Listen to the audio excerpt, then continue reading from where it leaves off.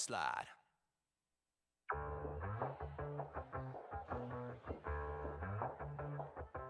Yeah, it's a hot day.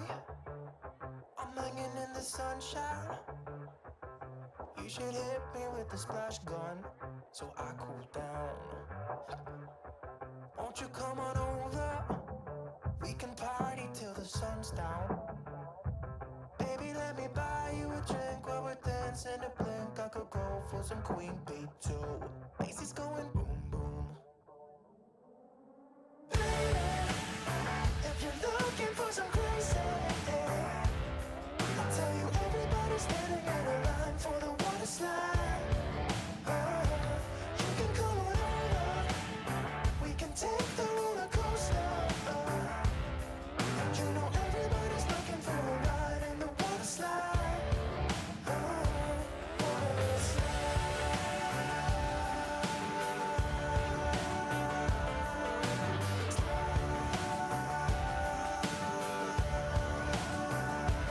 Water slide. Surfing on a wave of good feelings.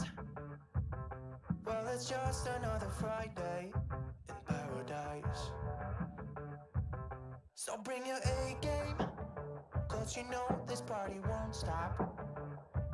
We could never run out of time, sipping strawberry lime. You know I wanna share it with you. Bass is going boom boom. If you're looking for some crazy, I'll tell you everybody's standing in a line for the water slide. You can come on over. We can take the roller coaster. And you know everybody's looking for a ride in the water slide. Water slide.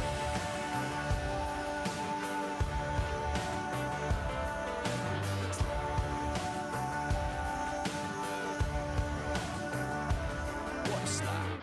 It's getting kinda crazy up in here. Got that DJ playing music everybody wants to hear, yeah. It's getting kinda crazy up in here. Everybody wants a ride in the water slide.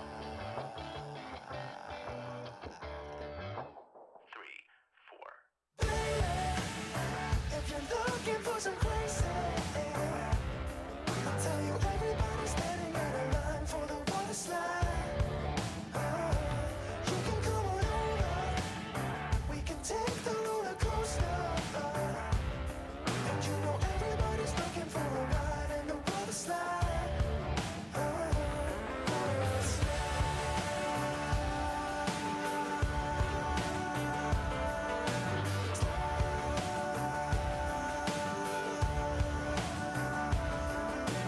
Water slide.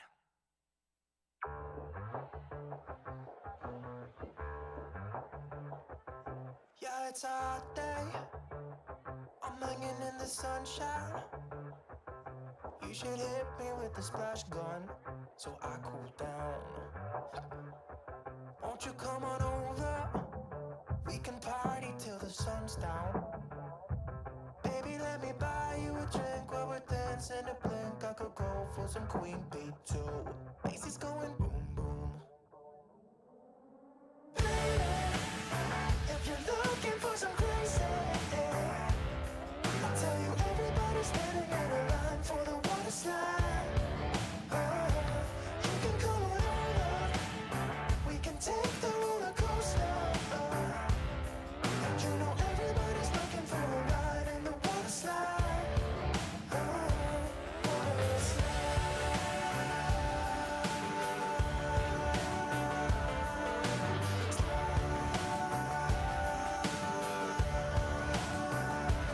Water slide. Surfing on a wave of good feelings.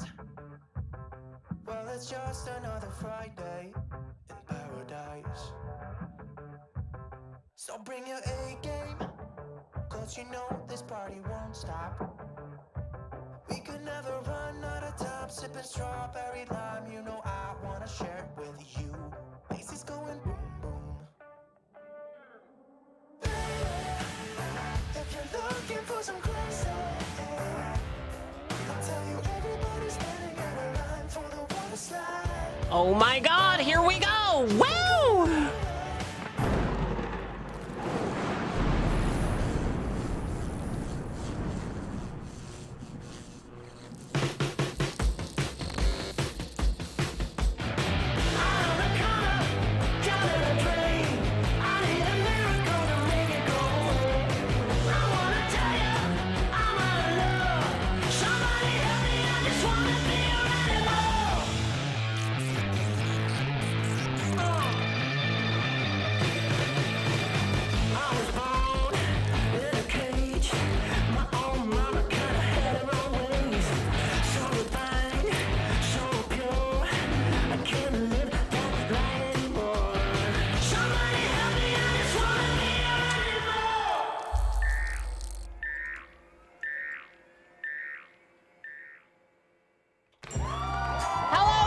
chatters, it is I, Nicotine, and this is the Nicotine Stream, and all these beautiful people are members either to the Patreon or to the merch store, and every single one of these gorgeous, gorgeous people has subsidized your free entertainment, so thank you so much, patrons and merch store supporters. I can't do this stream without you. It's a huge, huge help. Chat, if you want to get your name on television, head over to patreon.com/nicotine or merch.nicotine.com, and it could be yours for as little as $2. And while you're at the merch store, there's merch. There's posters and stickers and t-shirts and hoodies and dog muzzle and mugs and all kinds of normal stuff that you would find at like a normal merch store. It's merch. It's merch. It's just normal merch. That's merch.nicotine.com, and it's spelled a little something like this. Hello, Vic the Victim. Hello, Kindy. Hello, Jade Strike. Hello, Porcelain. Hi, everyone. Welcome. Welcome. We're gonna do a little bit of Scam Hunters today. It's gonna be sort of a shorter stream. I'm going tubing.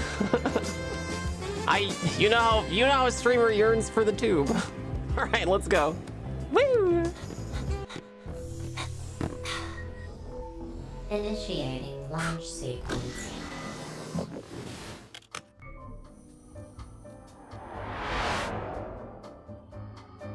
Ah, there we go. Hello, sweet chatters. Hi. There's no heart rate today. I have to charge my watch. It was almost dead. I only charge it like once every couple weeks too, so it's it's a rare occasion. But I'm gonna use it, you know, to navigate to this tubing thing. So I'm excited. It hasn't snowed in Portland.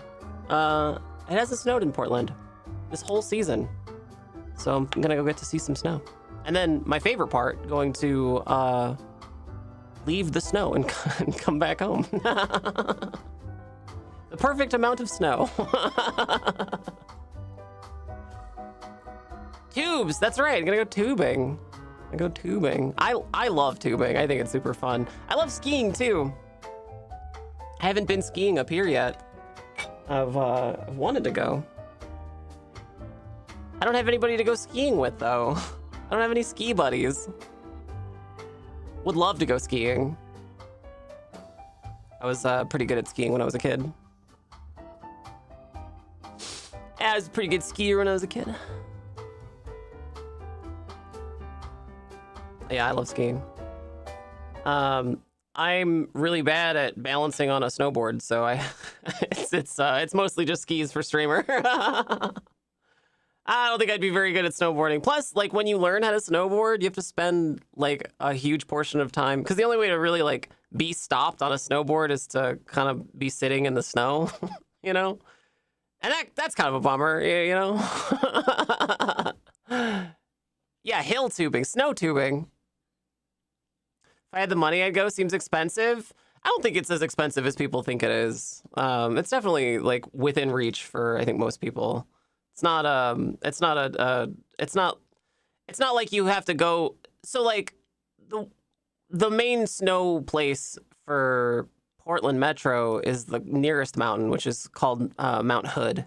And Mount Hood doesn't have like a traditional like ski resort. It's very small, you know, in comparison. It's not like a huge all-inclusive crazy multinational corporation that runs the ski slopes there. It's mostly like, it would be like the equivalent of like a mom and pop ski slope. So it's not, I mean, they don't price gouge as much as like, you know, going to skiing in like Colorado or something. And renting skis is pretty cheap too. It's not, you know, it's not exceedingly expensive. I just haven't done it yet. I would love to though. Would chatters want a ski stream? I don't know if the reception's any good up there, but but I would be super down. Maybe a video. Maybe I could do a video. Chatters, we're going to talk about some scams today. We're going to talk about scams today. You guys like scam hunters? You guys like scam hunters? You guys like scam hunters? You tubing, bro? Streamer yearns for the tubes. Streamer does yearn for the tubes. The tubes are great. Tubes are life. Tubes are love. Yearn for the tubes. You guys like scam hunters. You guys like scams. What's the thing we always say about scams, chatters? You don't have to be dumb to fall for scams. You just have to be desperate. Anybody can fall for a scam. If you're desperate enough, it's exceedingly easy to fall for scams, and nobody is immune. You just have to be desperate enough. Scams are changing. Scams are changing. You know, scams, they are changing. There are tons of scams out there now that are like, much different. Sort of similar tactics, but using different tools. Specifically, those tools involve AI.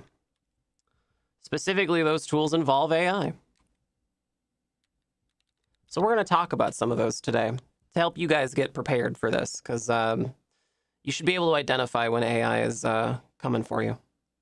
Sir Demon, thank you for letting me know that you like the stream so much. I appreciate you. Chatters, there's tons of ways to help support streamer. There's bits, subscriptions, and donations. Thank you so much, chatters, for your continued support. This is an article from last year, middle of last year, so it's already outdated. And it's very clearly written by an AI.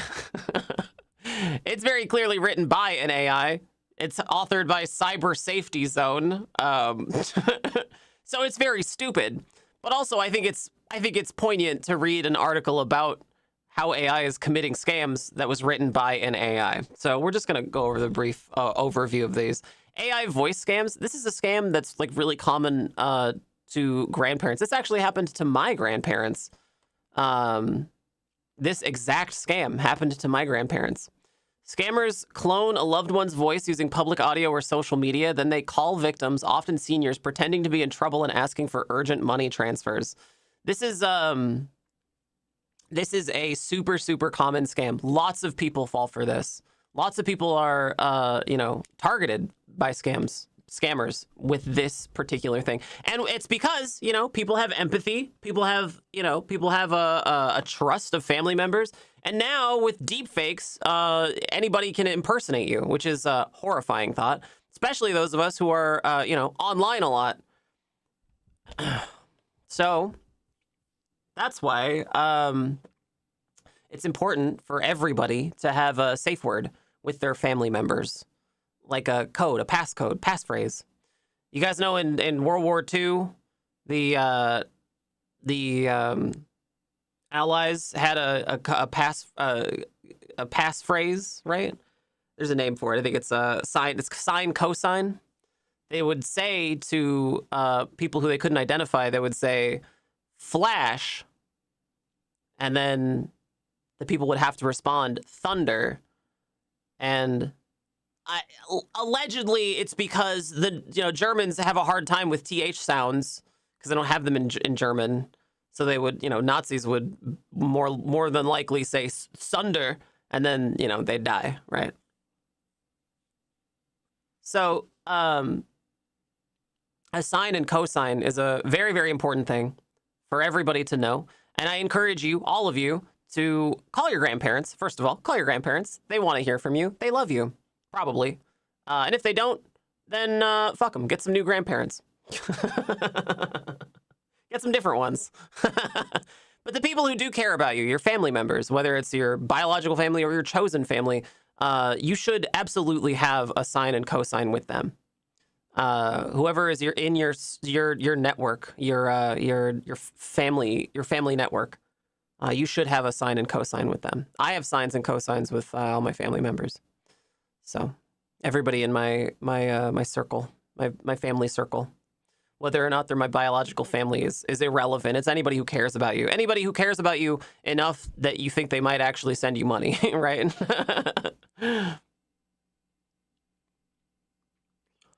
It's very important.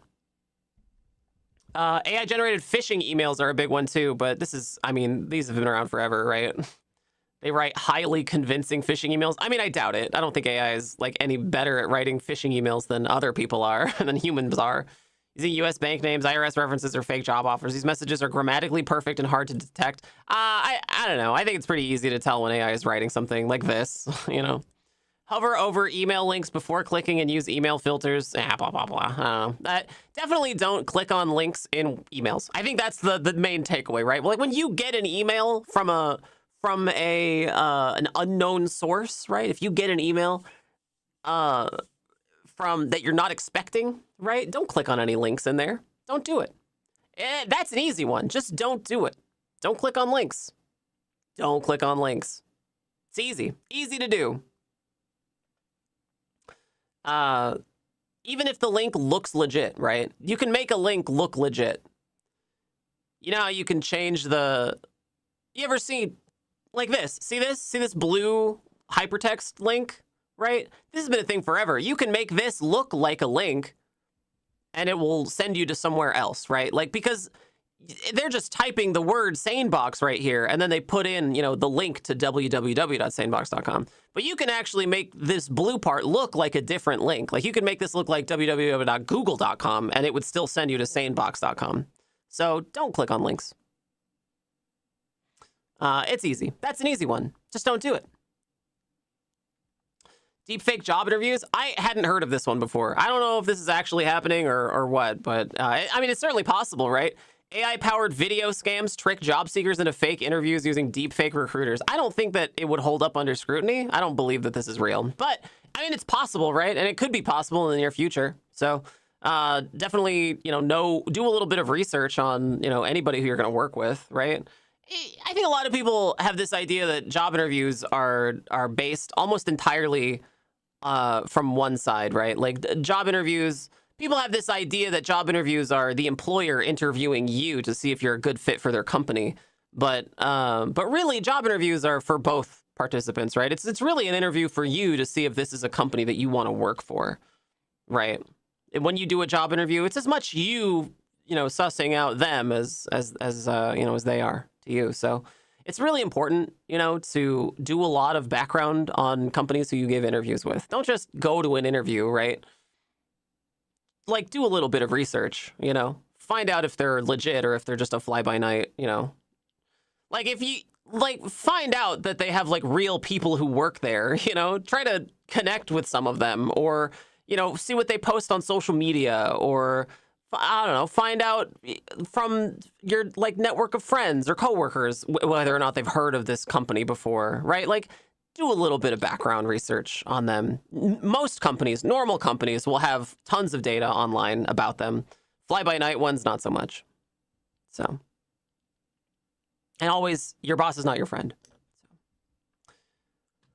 You mean there aren't a network of hot and lonely MILFs in my area? Oh, I'm sorry, probably not. AI chatbot shopping scams. Fake retail chatbots on U.S. e-commerce sites mimic real customer service agents and steal payment info or login credentials. I can't stress this enough. If a corporation tries to hand you off to an AI, don't interact with it. Don't interact with it. Ever. Don't ever interact. Even if it's a legit one, just don't interact with it. Those things are constantly leaking customer data. Like, don't give it any information. Don't talk to it. Just talk to a person. Give them a phone call, maybe. Just like don't interact with a website's chatbot helper thing. They're so leaky. Like, they'll just leak whatever. They're awful. Just don't do it.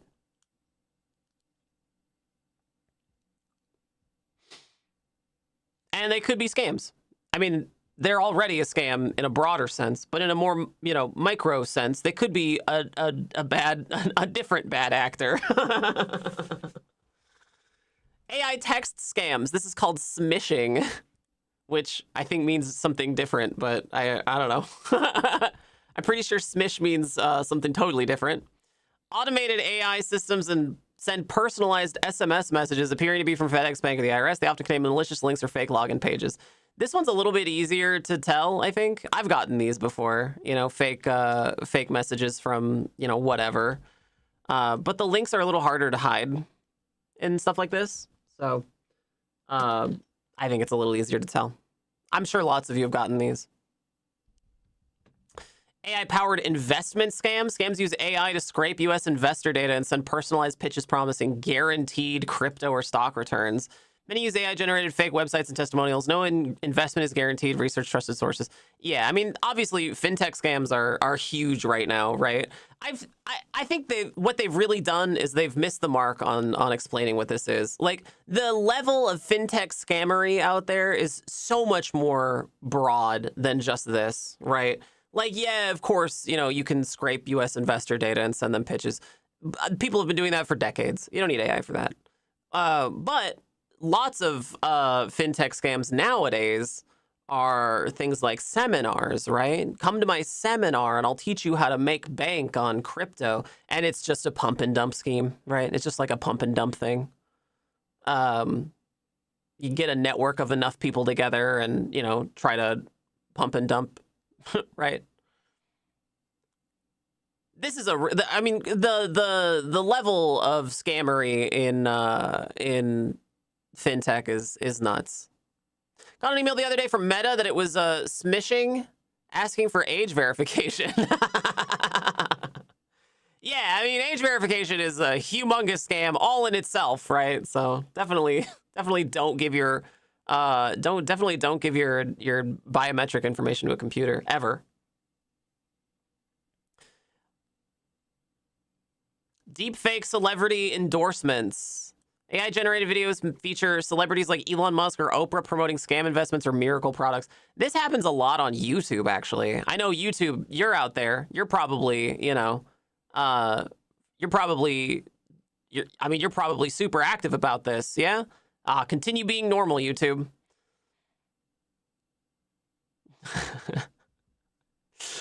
This is actually really common on YouTube. I see whole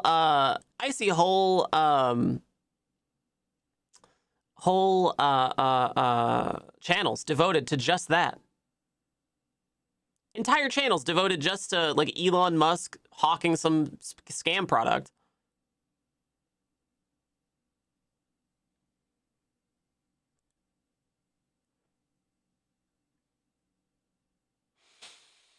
Anyway, yeah.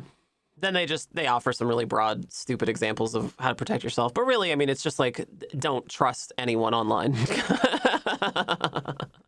an article from Forbes. This one came out even further back. So this is probably all outdated by now, but I think it's important you guys know about it, right? Deepfakes are getting so good, right? They're better than this is now. Like, this is very clearly AI, but they're getting better than this now. AI fraud as a service is the next big threat. We have an R&D team of hundreds of programmers and dozens of servers to serve you. They promote deepfake face-changing software that's difficult to distinguish with the naked eye and designed for overseas calls, a perfect match for scammers who want to make their romance scams more believable.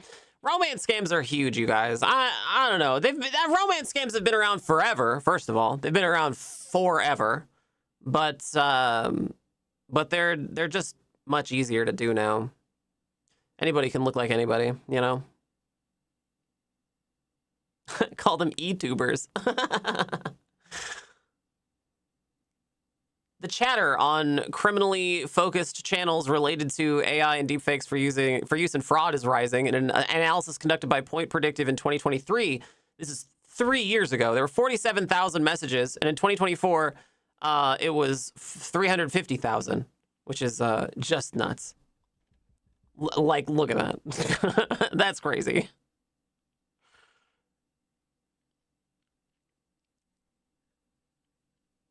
It's, I mean, it's like, scams almost always target vulnerable people, right? Almost always target vulnerable people, whether they're older and like don't have a very firm grasp on technology, or they're desperate in some way, like they have some medical condition, or they're in financial dire straits, right? Like the scams tend to target desperate people because scams work best on desperate people. Anybody can fall for a scam. You just have to be desperate enough, right?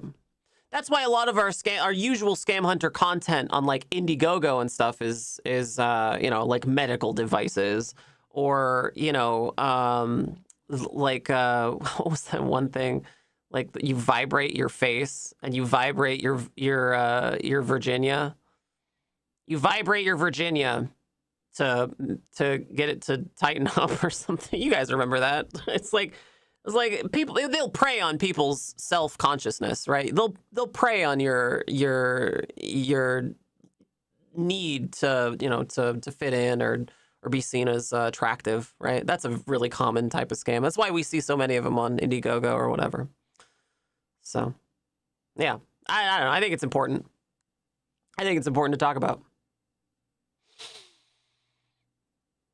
Fully automated AI chatbot communicating directly with a victim. The victim believes she's talking to her love interest, a military doctor based overseas. In reality, she's talking to a chatbot controlled by the scammer. These chatbots give the scammer the ability to converse fluently with the victim without an accent. To build the believability of a scam, experts warn the use of fully autonomous AI chatbots will proliferate. Yeah, of course they will. Where do I sign up for the scam?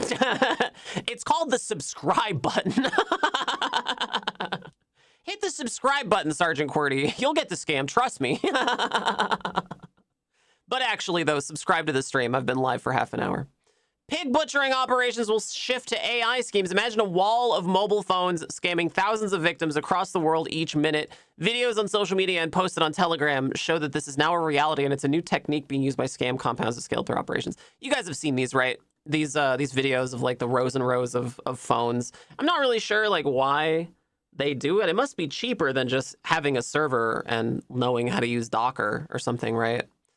It must be cheaper that way. Or maybe they're using like the SIM card somehow. AI software called Instagram Automatic Fans blasts messages to thousands of people a minute to ensnare them into pig butchering scams. One message read, "My friend recommended you. How are you?" The same message is sent over and over and over again. Yeah, I mean, this happens on Discord a lot, too. I'm sure we've all gotten a scam message on Discord. How are you? I'm an artist. How are you? Do you want something commissioned? I'm a really good artist. And then they just, you know, steal your financial information, or they'll just, if they do give you any art, it's like god awful AI generated slop. It's also easier for other people to work with real phones. You can hire anybody that way. That's true. Yeah, that's true. Criminal syndicate involved in pig butchering will leverage AI-powered deepfake technology for video calls, voice clones, and chatbots to vastly scale up their operations. Yeah, I don't know if this is happening yet, but it may end up happening. Yeah, it's wild. This generated message says, "Honestly, I don't know how to explain to you. You appear on my page so many times, I think we may have a special fate." Oh, God. And, you know, that's another thing. I think social media really, it really caters to a really toxic mindset, right? Everybody wants to be seen as attractive and you know, everybody wants to be seen as interesting and fun and cool or whatever. So, you know, we have this deep-seated need to like share all kinds of stuff on social media, and the validation that you get from likes is one of the greatest brain hacks that corporations have committed in the past like 25 years. Honestly, like the marketing potential for the dopamine hit you get from likes on a post is outstanding for companies. Not for you, for companies. It's addictive. It's actually addictive. AI deepfake extortion scams will target high-profile executives. In Singapore, scammers recently orchestrated a deepfake email extortion plot targeting 100 public servants from 30 government agencies, including cabinet ministers. The email demanded they pay $50,000 in crypto or face the consequences of deepfake videos that show them in compromising situations. I mean, I think it would be pretty easy to you know, to disprove a deepfake video of someone in a compromising situation. It'd be pretty easy to disprove it. The problem is that, you know, it's the same problem that like that press agents have, right? Like whoever gets the story first is like going to be the one that everybody thinks is true. So yeah, I don't know. Maybe there is something to that. Maybe there is something to that. Just deny that the video is you and it'll go away. I mean, maybe. Yeah, maybe. Yeah, maybe. Scammers created those convincing fakes using public photos from LinkedIn and YouTube. With AI-driven deepfake software becoming more accessible, these deepfake extortion scams will likely spread to corporations across the world, targeting their most high-profile executives. I have very little sympathy for high-profile executives. I have very little sympathy for them. I think I'm with the scammers on this one. I think I'm siding with them. No, but actually, it is something that normal people could face, right? You could be faced with extortion, right? You could be faced with, there's enough pictures of you on the internet probably to to create a deep fake of you doing something compromising, and yeah, I mean, I think it'd be pretty easy to tell if something was a deep fake. I think digital forensics would uncover it pretty easily. I think the thing, I don't want to sound like a scaremonger or anything. I'm not going to try and, I'm not going to try and whip everybody up into a frenzy, but I will say that one of the things I think that this United States administration is one of the reasons that they're so pro AI. I hope not. I hope this isn't it. But one of the ways that I think they could use it maliciously is by generating deep fake evidence against people, right? I think it's possible. I don't know how likely it is, but it is certainly possible. It's not out of the realm of possibility that a malicious government agency could generate deep fake evidence against private individuals in order to extradite them to camps, right? I think if the U.S. government wanted to put people in camps legally, they could generate fake evidence, with fake deep fake videos or deep fake evidence against private people and then send them to camps. And honestly, I mean, with the way that the courts are, I don't even think it would matter if it was obviously a deep fake, right? So I think that is a potential vector for malicious activity with regards to deep fakes and AI. Anyway, deep fake stuff is so much more accessible now, right? It's so much more accessible. I think this is going to be way more common in the coming months, years. Deepfake financial crime wave may hit the U.S. With 92,000 deepfake digital arrest cases reported in India in 2024. Indian Express reported cybersecurity experts warn this could be the next major fraud trend to hit Western nations. In these scams, people posing as federal law enforcement officials psychologically manipulate victims through manufactured legal emergencies, isolate them, and demand ransoms or manipulate the victim into transferring their life savings to them. Yeah, this is this is something that U.S. authorities will maybe already do, right? ICE agents doing this exact thing, abusing, the people that they're taking hostage, right? Scammers will at times use deepfake video and audio clips of government officials to make the scam more believable. Yeah, I believe it. Scammers often operate from scam compounds in Myanmar and Cambodia and have refined their tactics by leveraging deepfakes. According to an article that appeared in BBC, Indian authorities have been able to trace 40% of the new wave of digital arrests in Southeast Asia. That's nuts. And yeah, I mean, that's another really, really common scam vector, right? I mean, that scam's been around for decades. Somebody calling, pretending to be the police. You have to answer them because they're the police, and you have to tell them all this information about you, and then they hang up and you never hear from them again. Turns out they were just stealing your identity. That happens. I mean, that's happened for years. You don't even need AI for that. With accessible AI available for as little as $20 a month, new fraud service operations expanding rapidly in 2025. Yeah. So I don't know. I think it's important to be aware of that stuff, you guys.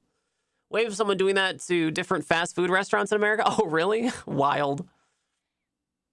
Don't have to worry about losing money if you don't have any. Well, your identity is pretty valuable. Don't forget, Ruby. Your identity is pretty valuable, right? If somebody can steal your identity, then they can go commit crimes in your name. And then, could be a big headache later. Fraud as a service. Yay. Some of the managers to strip search the employees. Yikes! What? Yikers! What? Excuse me. Anyway, these scams are, I mean, they're huge. They're huge business, and they're automated now. The biggest difference between scams from yesteryear and scams from today are mostly just that they're automated, right? Like chatbot scams, you know? This is the fraud as a service of the month. We covered it in the last one. There was a company that they called out by name. I don't see it in this article, but yeah, there was a company they listed by name in the last one. But again, chatters, I mean, that all of you should have a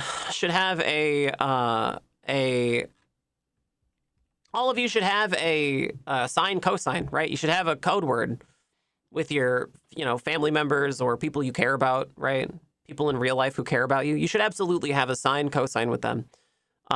Because that's one that you keep it secret, right? Never tell anyone that you have that or what it is. And it should be discreet too. Ideally, it should be discreet.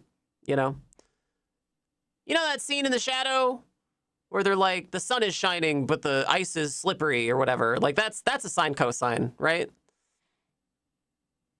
Do something like that, but don't use that one because they already, that one's already known. That one's been burned.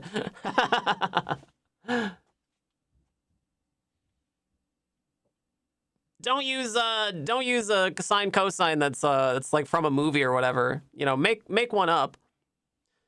Make one up. And make it kind of discreet. So, how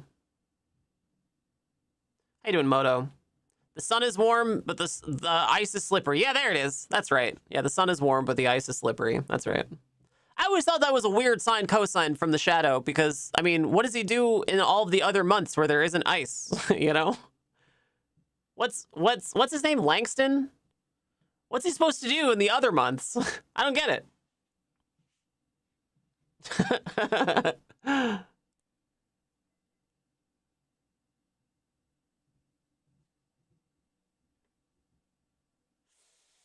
Anyway, I think scams are just going to get more and more. They're just going to get more and more prevalent. So it's important that you guys, understand like what some really common vectors for scams are.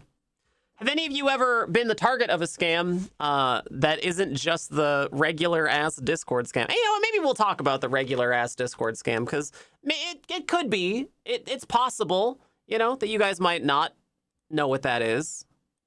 However unlikely, it is possible you guys don't know what that is, so we should talk about it. You guys know there's a couple different really prevalent scams on Discord, right? A couple really prevalent scams on Discord. I'm going to go over two. Scam 1. This is the artist.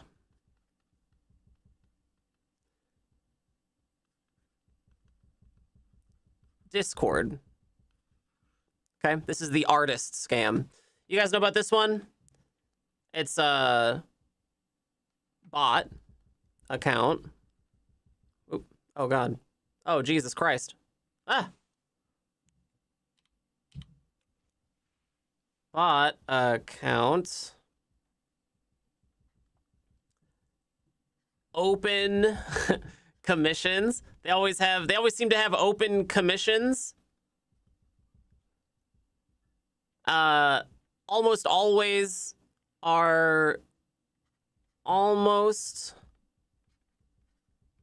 always girls. Almost always girls.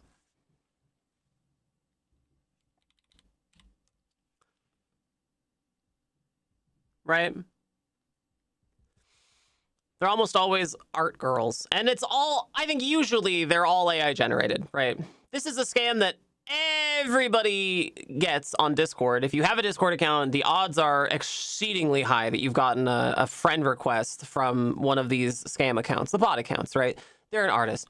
Oh, I have open commissions. Oh, I want to, you look like you might need some art commissions. Let me draw you or something. And then, they want to charge you, and then you give them your payment information, they steal a bunch of money. Like it's a very bog standard scam. It's just that it's automated, right? This is a chatbot you're talking to. Oh, sorry. Oh, damn, sorry. Sergeant Qwerty, you got to put links in the Discord. Go to the Discord and then put links in there. All right, scam 2. Scam 2. This is the game dev scam. This is a really, really common one, right? So the artist wants money, right? The artist wants money. The game dev scam isn't about money. The game dev scam usually is a hacked account. Usually a hacked account.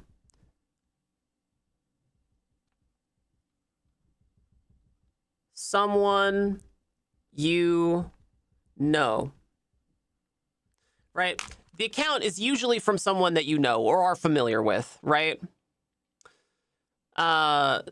This is a scam that operates best when you have some familiarity with the account that's scamming you, right? This is something where if your friend's Discord gets hacked, this is what becomes of it. It becomes the game dev scam. And how it works is the game dev, the quote-unquote game dev, will DM you out of the blue, and they'll say, hey, I just developed a game. Do you want to play it? And then you'll say, yeah, sure. And then they'll send you a sketchy thing to download, and they'll be like, just click on this thing.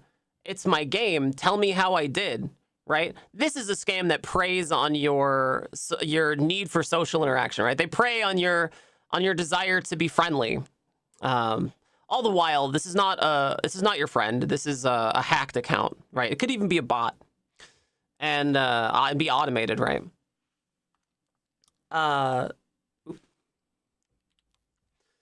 Game dev scam.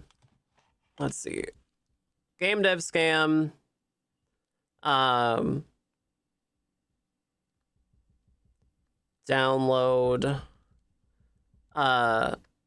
Malware. How it sometimes works is there's no malware that you download. It's or I should say a poisoned link, usually Steam, right? It's usually your Steam account, and then they'll auction off your Steam account, right? That's usually how the scam works. They'll be like, hey, play my game. Click on this link to go log in on quote-unquote Steam. It's not Steam. It just looks like Steam. Or download this malware. The first time I got hit with this scam, I actually almost fell for it. This was years ago. It was the first time I'd ever seen this scam, and I almost fell for it. I actually got to the point where I clicked on the poison link, and they wanted me to log in on Steam, but I knew that I was already logged in on Steam, so I looked up at the URL, and it was just like some www.c.steam power something. It was like the wrong link. And I was like, oh, this is a scam. But if I hadn't done that, I absolutely would have fallen for this. Like, it's a very believable scam because it comes from people that you know. Like, it comes from a hacked account that you know on Discord. This type of scam is something that Discord absolutely could fix. Like, they could fix this. They could fix this. They just don't. And the artist scam too, Discord could absolutely fix it. They just don't. But yeah, these are the two most common scams on Discord. The artist scams you for money. The game dev scams you for hacked accounts. You know, your hacked Discord account, your hacked Steam account. And they just scam you for your accounts. Then they auction them off, right? Hello, Neon Mixtape. Never click links. Always go over manually yourself. Don't click external links anywhere unless you know the URL is actually legitimate. That's right. Yeah. But Nicotine, you told us about a game you're developing. Well, yeah, I want to make this very abundantly clear. I'm not gonna be sending you guys builds of my game that aren't from Steam, right? If you guys play Plainview, it'll be like you download a demo from your Steam client. Like, I'm not gonna be DMing you. I'm not gonna be DMing you guys, you know. I'm not gonna be DMing you guys my game. And that's kind of a third one too that I see a lot. I should have put a third one in here, and that one is fake streamers. I see this scam actually somewhat regularly, at least twice a year. I see this scam. Someone makes an alternative account to a streamer, right? Usually they're an ASMR streamer or a another like pools and hot tubs streamer, right? There's somebody who does a lot of that kind of content. And whose audience, you know, is a little bit less familiar, I think, with their, whose audience I think mostly wants that interaction, right? Anyway, that scam happens fairly regularly, and it's a scam that, unfortunately, I have no idea if there are Discord accounts that that target me, right? That are like Nicotine 2 or like Nicotine E or whatever. Like, I have no idea if those exist on Discord. But if they do, what would happen is you would get a DM or a friend request or whatever from an account that looks just like mine. And, if you choose to interact with it, it's possible that they could, pull my text history and then generate like a, message that sounds kind of like how I would type, right? So it would be believable. And, then they would solicit you for information, for your personal information. And some of you who, would really want a DM with streamer might fall for it. Don't fall for it. Like, don't fall for that. Those are, if it sounds too good to be true, it's too good to be true. And also I'm not going to DM you guys personally. Like, if I ever DM chatters, it's because, I need to like give you a link for oh God, that sounds terrible. If I ever DM chatters, it's because you guys just want a giveaway or something, and it's like, you wouldn't not know that you want a giveaway. It would be happening on stream, My biggest fear, the biggest reason I don't do giveaways is because I'm worried of that, right? I'm worried that somewhere there's a malicious actor who's watching me, who's made a fake Nicotine account, and they'll wait for me to do a giveaway, and then they'll start DMing you, right? Pretending to be me. That's my biggest fear. I'm not scared for me. I'm scared for my chatters, right? That's a frustrating thing as a content creator. It's like, how do you prove it? That's why when we do giveaways here, I think how it works is that you guys all do it through chat, and then the links all come from Fourth Wall. So, you don't actually click on anything. I don't actually send you anything. It's just you get a link, and Fourth Wall handles it all. Just how I do giveaways now. I think at one point last year I had to do a giveaway for codes, for Steam codes, for a Dead by Daylight thing, and I guess I did it wrong. I don't think they were very pleased with how I did it, but I don't remember exactly how we did it. I just remember that I had to do a giveaway, and I was pretty bummed that I had to do it in a particular way that involved me like reaching out to individuals.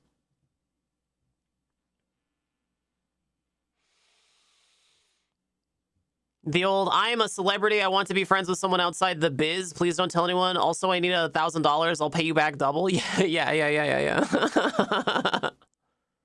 All they have to do is say good meowerning and I fall for it. I haven't said good meowerning in years.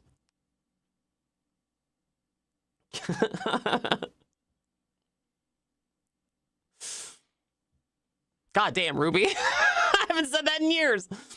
Okay.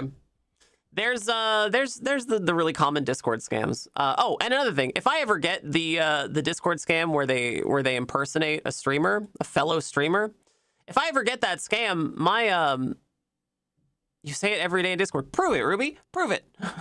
Prove that. Look, go to the Discord and prove it. If I ever get that that Discord scam, where it's like they're impersonating a streamer, I always go to that streamer and reach out to them, right? It's really easy to do, right? I find the streamer on Twitch, and I just join their Discord for a minute, and I'm like, hey, can I talk to mods? Can I talk to one of you or the streamer, please? I have some like important information for you, and then I give them the account details, right? When you enable beta, I think beta testing mode or developer mode or whatever on Discord, you can right click and get people's account ID, which is like a string of numbers that are associated with every Discord account. So you can make your username look like anything, but your string of numbers is unique. It's like a fingerprint. And I always share that with the streamer in case they want to, you know, pursue any kind of action. Not that Discord will do anything about it. Fly by night Discord. But that's something I always make sure I do. Because I would hope that someone would do it for me, you know, if there was a fake nicotine running around. And there have been. There have been before. So, I don't know. It's important. It's important that that we call that stuff out when it happens. Anyway, hello, sweet chatters. Hi, it's me, Nicotine. Hi, the real one. Hello. Who's here? Hello, sweet chatters. It's me, Nicotine. Hi. Hello. Hello, enormous door slamming. Hi, Porcelain. Hello, Ruby. Here's the link from Sergeant QWERTY.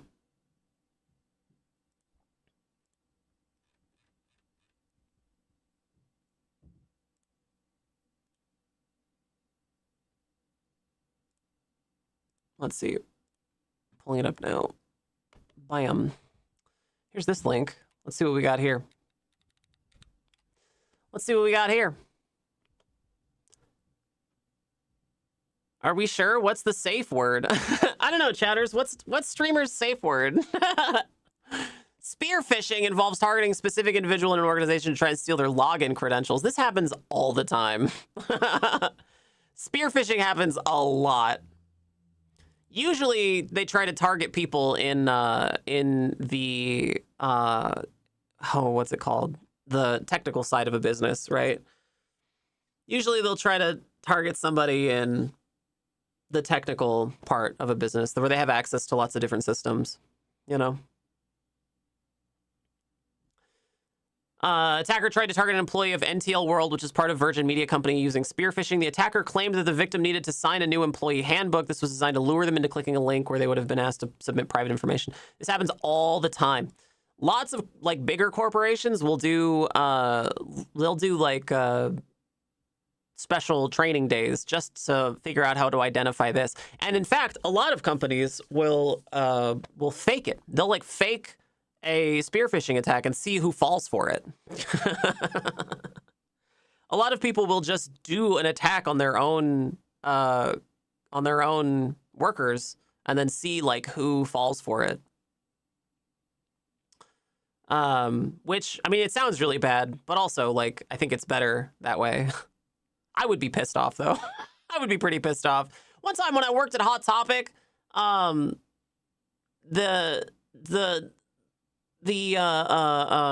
manager had her keys on the table on like the counter, you know, and I went to go do my job, which was fold t-shirts, and then she took the keys and hid them in her pocket and came to me and was like, hey, where are my keys? And I was like, I don't know. She's like, where are they? I was like, I don't know. They're not my keys. And then she revealed that she had taken them after I like looked all around the store for them. She was like, I had them all along. I'm like, oh, okay. And she's like, you should have been paying more attention. I'm like, you should have been paying more attention. They're your keys.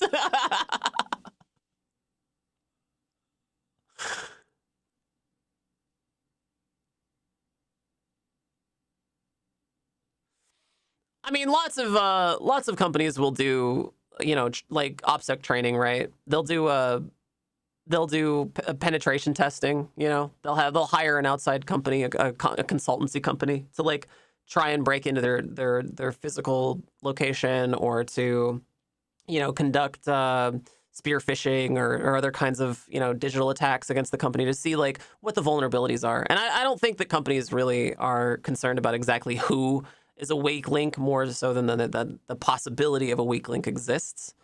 So I don't know. I'd be pretty pissed off, but also I think it's better that it happens in a controlled setting rather than the alternative, which is, you know, a random threat actor doing that. So I don't know.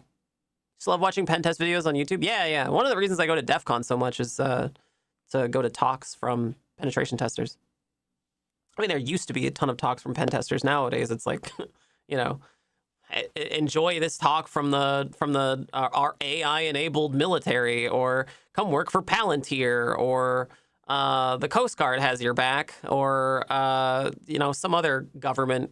There used to be a game at DEF CON called Spot the Fed.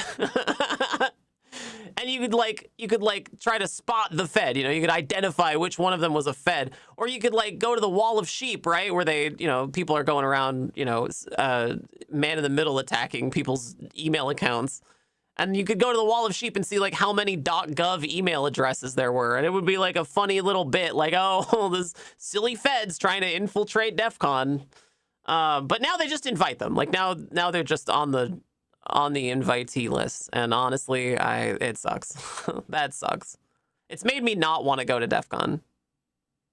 Yeah, Anduril was a big corporation there too this year. Palantir, Anduril, the Marines had the biggest booth, like the central booth. Also, they hold it at the LA Convention Center, and I despise the LA Convention Center. Like I hate that place more than I hate any other convention center ever. Like it's actually the worst.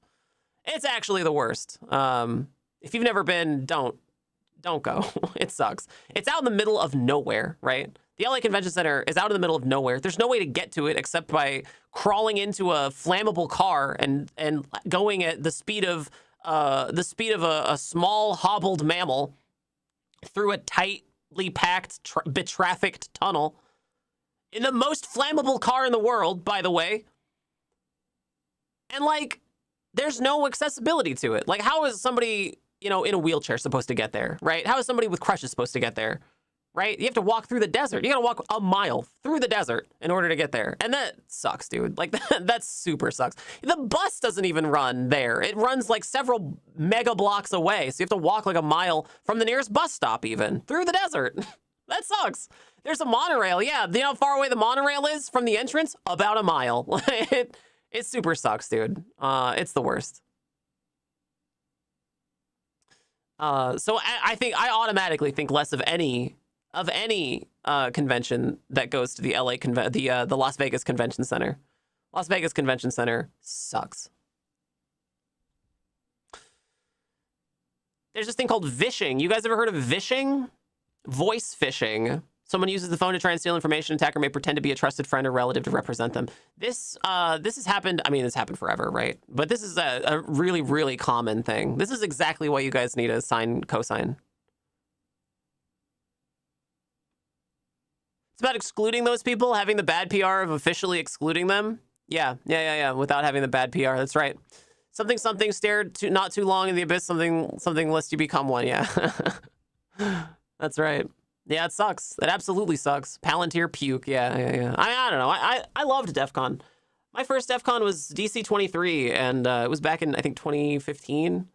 And that was the year they had the Tesla hackathon, where they brought a bunch of Teslas in, and then they just let people go to town on like hacking every system in them.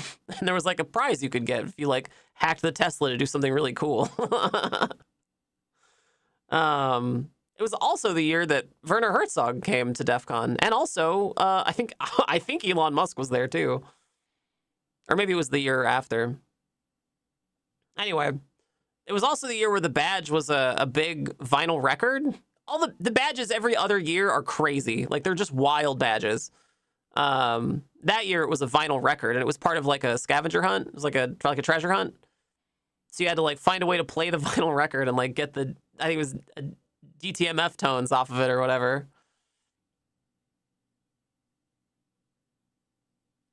And who won because the Tesla must have been hacked? I don't know. I didn't stick around for the awards, but yeah, it was wild. They got those, and it wasn't just Teslas. There were like some other car companies there too. But I remember that being the year where they brought a bunch of cars in, and it was the first year there was a car hacking village.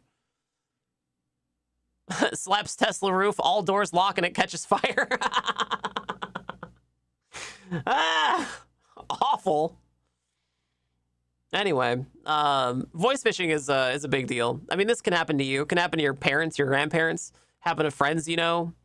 It's a really common thing, and I think it's a little easier now with deepfake technology, right? It's we've had the ability to fake someone's voice with AI for the last like 5 years. It's only gotten better.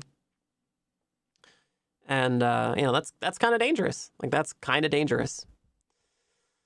There was a phishing attempt that targeted members of UK's parliament and their staffers. The attack was a part of an assault that involved at least 21 million spam emails targeting UK lawmakers. Yep.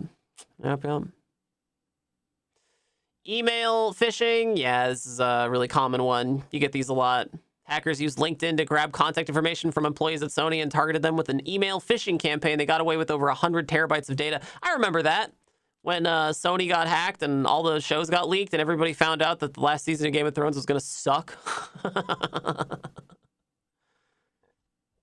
Oh, and also, didn't they leak the interview or whatever it was? What's the one with North Korea? It's like James Franco goes to North Korea and becomes best buddies with Kim Jong-un. HTTPS phishing. An HTTPS phishing attack is carried out by sending the victim an email with a fake website. Yeah, this happens a lot too. Hacker group Scarlet Widow searches for their employee emails of companies and then targets them with HTTPS phishing. User gets a mostly empty email. They click on a little link that is there, taking the first step into the Scarlet Widow's web. Jesus. Yeah, the interview. It was the interview. Yeah, they also leaked that at that same phishing event. Don't worry, chat. The phishing names will become worse and worse. Yep. Farming, but with a PH, because it's cool. In a farming attack, the victim gets malicious code installed on their computer. This code then sends the victim to a fake website designed to gather their login credentials. A complex farming attack in 2007, went after at least 50 financial institutions. Users were directed to false websites and instructed to enter sensitive information. This is still a thing. It's actually still a thing. In fact, if you have access to somebody's computer tower, right, or just USB port, I guess, it's trivially easy to buy a device that does this. I mean, they sell them at DEF CON. You can buy devices that do this, where they'll be a keylogger, or they'll install some, they'll SSH tunnel somewhere and like install some malware while you're not looking in the background, right? Rubber Ducky, yeah, there's a Rubber Ducky. Yep, and a bunch of others too. Pretty sure the Dictator ruined the release of the Dictator. Pop-up phishing often uses a pop-up without a problem with your computer security or some other issue to trick you into clicking. You are then directed to download a file, which ends up being malware, or to call what is supposed to be a support center. Yeah, this happens a lot too. Users have sometimes received pop-ups saying they can qualify for Apple Care renewal, which is supposedly avail them of extended protection of Apple devices. However, the offer is fake. Yeah, I mean, Apple Care itself is a scam. But yeah, this is a really, really common one. Super, super common one. I used to get calls like this at my the business that I worked for. Like 10 years ago, I worked for a company, and I would get calls like this all the time. I can tell, QWERTY. Yeah, 100%. Do you go to DEF CON? Evil twin phishing. In an evil twin attack, the hacker sets up a false Wi-Fi network that looks real. If someone logs into it and enters sensitive detail, the hacker captures their info. Something just got released about this today. What was it? There was just some news about this. I don't recall. I think it had something to do with WPA. Like, it's possible now to intercept data in some crazy way from Wi-Fi if you're on the same Wi-Fi network. For the last, 10 years, we've had the luxury of feeling pretty relatively secure with Wi-Fi networks in public, right? It used to be that public Wi-Fi networks were really dangerous, and then for a long time they weren't because of, WPA and special keys, that the router handles and all that. But now I think it's becoming trivially easy to intercept other Wi-Fi traffic that's not your own, right? Between the router and some other device, and then decode it. So I mean, go back to just not looking at your bank account on a public Wi-Fi. You shouldn't do it anyway. Just like don't look at your bank account on public Wi-Fi. But this is different. This is Evil Twin, right? So this is like you create a separate Wi-Fi network. This is also really easy to do. I have a radio in my bag. It cost me, I think, $20 at DEF CON a few years back. It's a SDR. Or no, it's not SDR. It's a Wi-Fi radio, and all it does is you can create like a Wi-Fi network. You can name it whatever you want. You can you can go to a hotel and name it like this hotel's guest network or whatever, and then send people through a fake version of like the hotel sign-on thing, and then just get everybody's information through that. You can even connect them to the real one afterwards, so they don't really even notice that they got. They got caught. Wi-Fi? No, I don't have a Wi-Fi Pineapple. Those things are expensive. I have like a cheapy little radio. I don't remember what company it was. It was like a knockoff. They did it on Silicon Valley. Oh, the show? How neat. I haven't seen that show. I heard it's good though. Go to the bank and ask them to print me a statement and also pay with a check at the supermarket. Nice. Yeah, great. Perfect. Ideal. Yeah, ideal actually. Watering hole phishing. In a watering hole phishing attack, a hacker figures out a site a group of users tends to visit. Then they use it to infect the user's computers in an attempt to penetrate the network. In 2012, the U.S. Council on Foreign Relations was targeted by a watering hole attack. The assault aimed to take advantage of the high-profile users that were frequenting the site, as well as the login credentials. The attack achieved some success, particularly using vulnerability within Internet Explorer. Oh, wow. i.e. being a security hole. Gee willikers. Somebody poisoned the watering hole. There's a snake in my boot.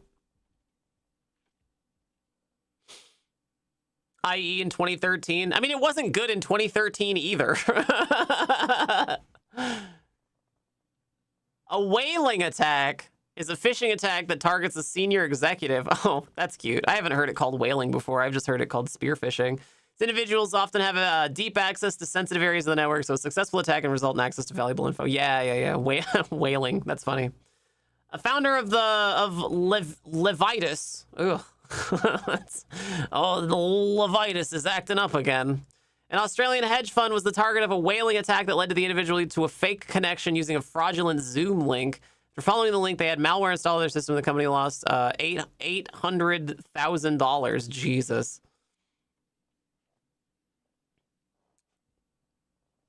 Clone phishing. A clone phishing attack involves a hacker making an incidental copy of a message the recipient already received. This may include something like resending this and putting a malicious link in the email. Oh, that sounds really stupid. That sounds turbo stupid.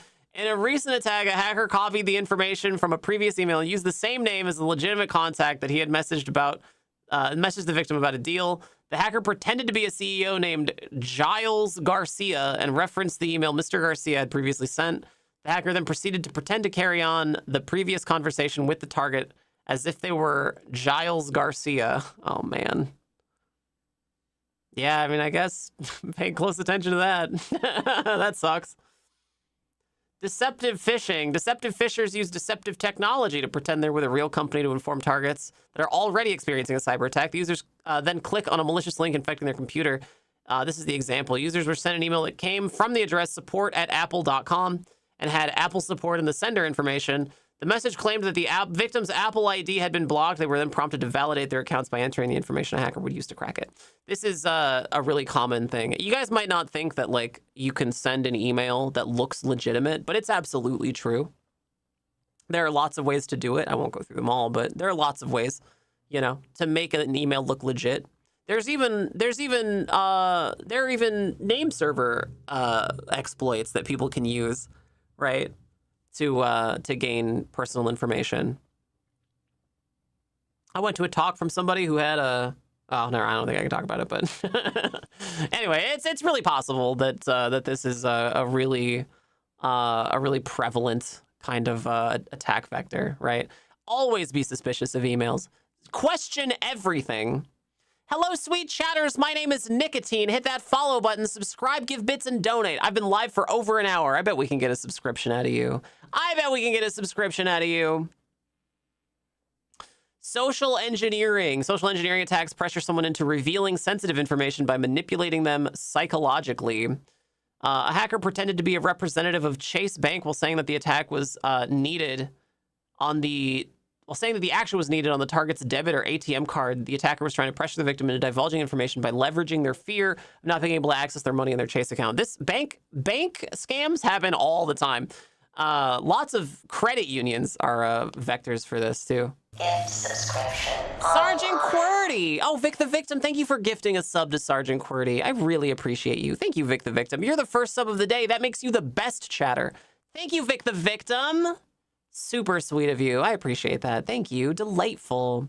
Delightful. Chatters, as a reminder, the rent goal up at the tippy top, if you guys hit 75% of the rent goal, you guys will get a photo set with me and my cats. I'm gonna do like Macy's portrait style. I'm gonna have a backdrop. I'm gonna put a special outfit on, maybe a matching one. We're gonna do Macy's portrait style photos with my cats. So that's if you guys hit 75% of the rent goal this month. Remember, it resets next month. Social engineering is as old as the internet. Kevin Mitnick used to just show up places and say he was the IT guy and needed to check their system. Oh, yeah. Yeah, that's true. Yeah, that's true. It's really easy to do, too. I mean, most people don't want to have anything to do with IT. So if you claim you're with IT, they're like, yeah, sure, whatever, go for it. And tons of bosses, too. Tons of the whales, right? The executives. They're Mac guys, you know? They don't want to think about a computer. They just want to have it work. So, you know, make the system work with Mac opens up a lot of vulnerabilities, too.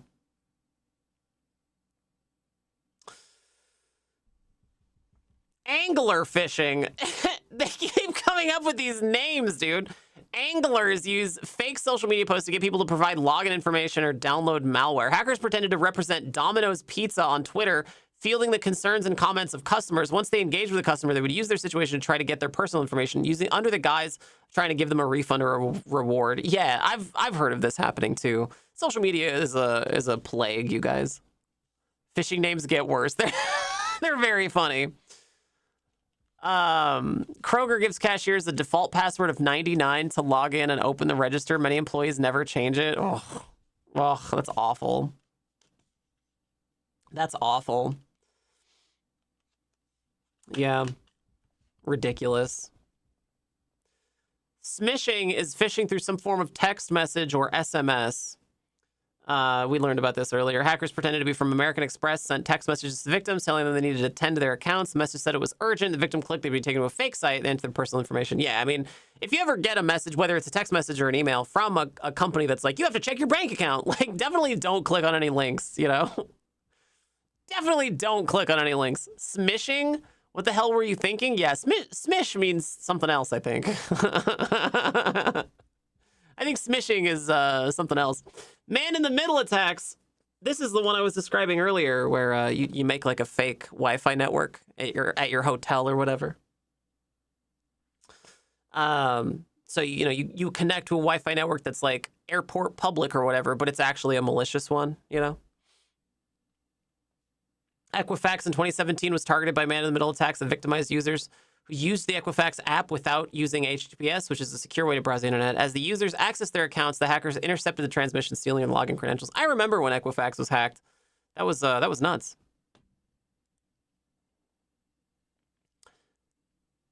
Man in the mirror attacks. The man in the mirror.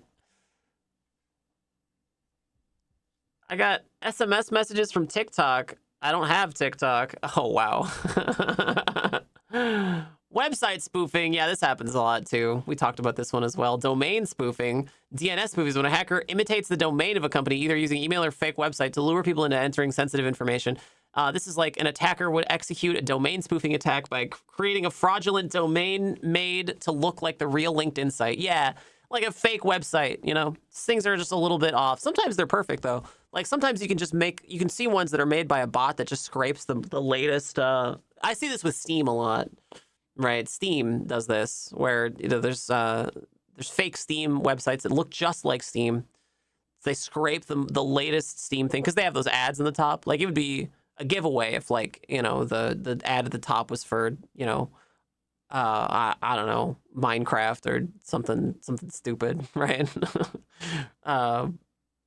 So, you know, there's like bots that scrape the latest version of what Steam looks like right now and then, you know, update it every day or whatever. I got a better name for image phishing. Imishing. God.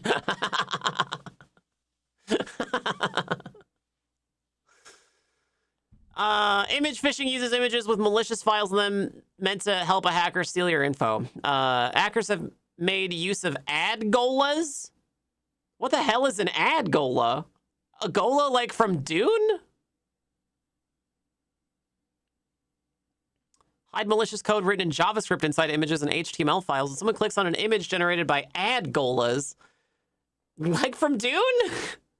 Malware would be downloaded onto the computer that could be used to phish for their personal information. Yeah, okay. I mean, yeah, images are a vector too. You can actually hide lots of information in images, actually, and still have them open up just like regular images. That's how JPEG works. It's just like a dot matrix of you know, pixels. There's a lot of empty space in a JPEG. You can hide lots of things in there. Ad golas.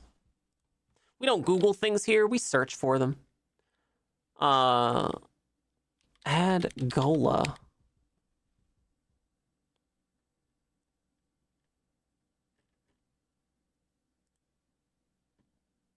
Oh, I don't get any result from ad gola.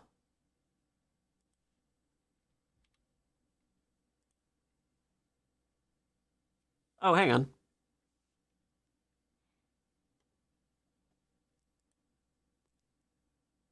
Oh, this is from all the way back in 2016. Massive ad golas malvertising campaigns use stenography. Yeah, that's what I was talking about. It's called stenography. Huh, let's see what this is. Well, maybe we'll not click on it. Oh, God.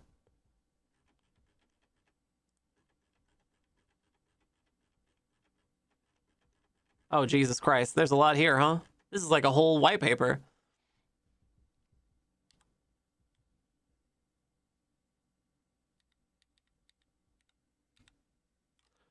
Let's see. iframe code in clear MIME type and XML DOM filtering. Chatters, do you know how to DOM filter?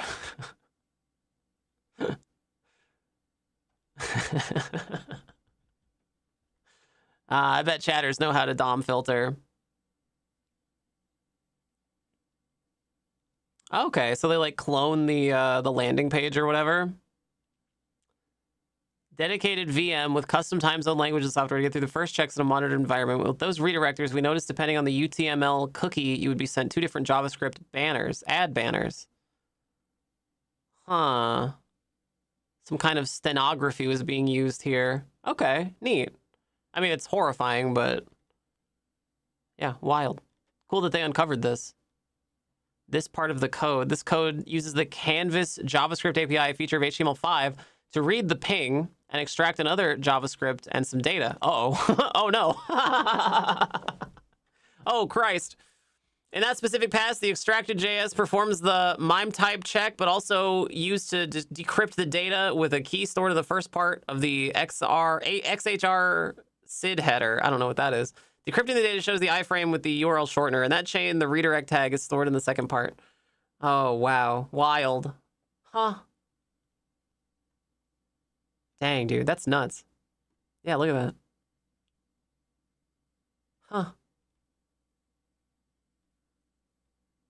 Oh no. Our analysis with colleagues from Trend Micro found that AdGola's campaigns do not all work the same way, but they all have the same multi-layered filtering and obfuscation. For instance, the redirect tag is sent in several ways. We saw the XHRSID sent as a response header to post to GIF, sometimes hidden at the end of ad stats hash in the initial landing. Dang, dude, that's nuts. This was 10 years ago. Wild. Okay, so legitimate, abused ad exchange, publisher targets. Okay. They go to a legitimate website. Malicious. Rogue fake ad agencies. AdGola's infrastructure is here. And then AdGola's customers, geo-focused banking botnets, operators, exploit kits. Oh, God. Dang, dude, that's nuts. Yeah, I'm sure it's fixed by now, but crazy how that worked. Crazy how that worked. Anyway, that's what AdGolas are. Yeah, it's probably a lot easier now with AI. Search engine phishing. A search engine phishing attack involves an attacker making fake products that look attractive. When these pop in a search engine, the target is asked to answer sensitive information. It goes to a hacker. 2020, Google said they found 25 billion spam pages every day, like the one put up by hackers pretending to be from travel company Booking.com. An ad would pop up in a user search results that looked like it was from Booking.com and included the site's address.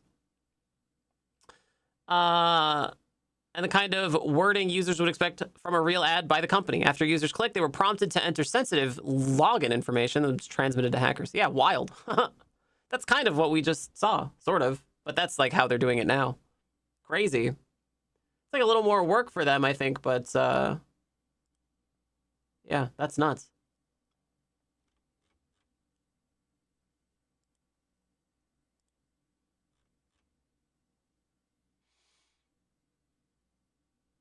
That's nuts.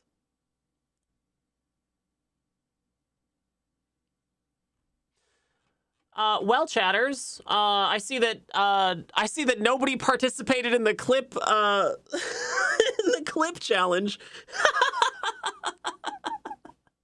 I can tell you guys were super excited about the clip challenge. I guess nobody wins. Dang. Reboot the Canadian animated kids show? The clip challenge, the thing I posted in the Discord yesterday. That's okay. The thing I talked about on stream yesterday. That's all right. It's fine. Don't worry about it. I never actually got to see Reboot. My only experience with Reboot has been the like the clips that I've seen like on, you know, as an adult. I never got to see it. I don't know. It looks great. I can see why people were attracted to it. It was probably like groundbreaking when it came out, you know. It was probably groundbreaking when it came out. Sweet little chatters, my name is Nicotine. Hit that follow button, subscribe, give bits, and donate. They're excellent ways to support the streamer. Thank you, Vic the Victim. I appreciate you. Delightful. How you doing, Milton? Lots of those old shows, lots of filler with flashes of brilliance. Yeah, I mean, basically every kid show is it's basically that, right? Kid shows are basically that. But they're fun, you know?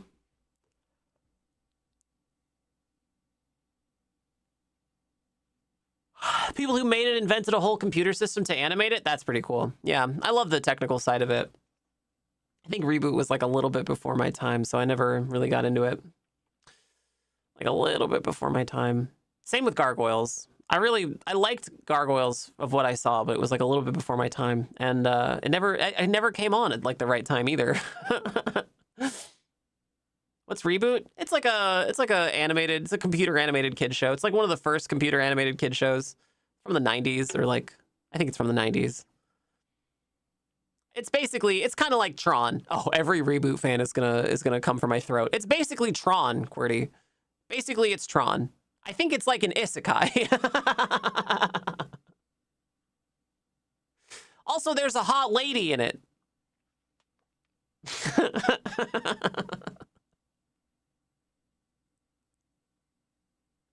You're right. It's Tron.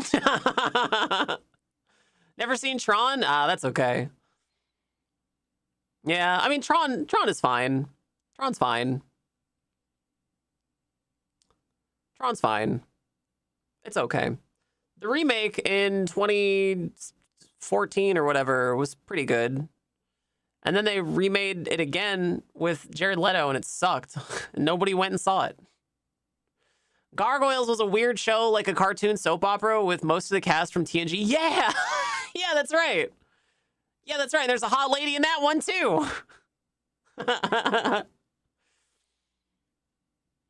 Yeah, I never watched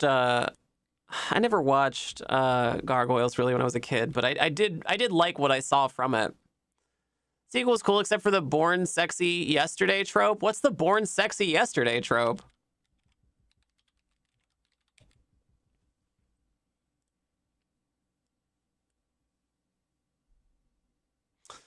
Here's the Wikipedia entry for Gargoyles. Oh yeah. Species of nocturnal creatures known as gargoyles that turn to stone during the day. After spending 1,000 years in an enchanted, petrified state, the gargoyles, who've been transported from medieval Scotland, are reawakened in modern-day New York City and take on the roles as the city's secret nighttime protectors. Complex story arcs, melodrama, character arcs were heavily employed throughout the series, as well as Shakespearean themes. The series also received favorable comparison to Batman the Animated Series. Oh, sick!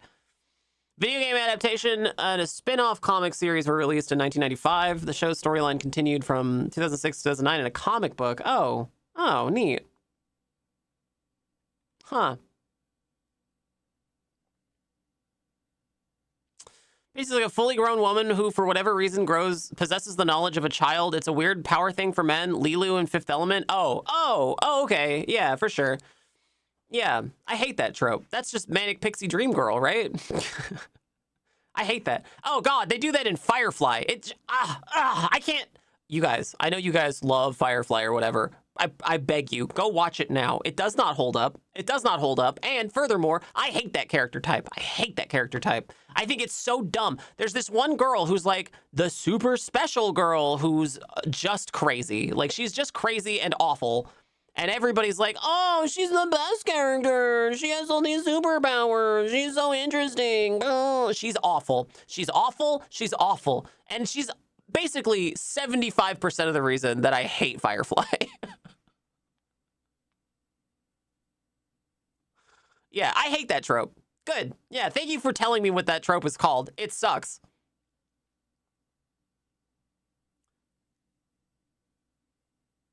She's better in the Terminator show? Oh, you mean the Sarah Connor Chronicles? I kind of liked Sarah Connor Chronicles. I thought it was okay. I don't really remember it, but I haven't seen it lately, but I remember it being okay. Yeah, it's not the actress, it's the character. Firefly always rubbed me the wrong way, just weird vibes and bad comedy all over. Yeah.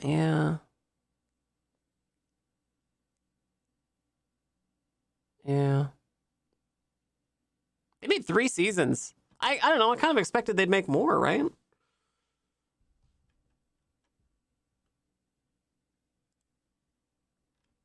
List of Gargoyles cast members.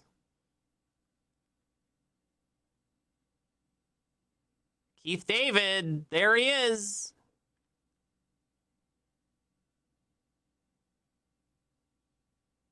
Oh, Witch Boy from Young Justice. Okay. Witch Boy.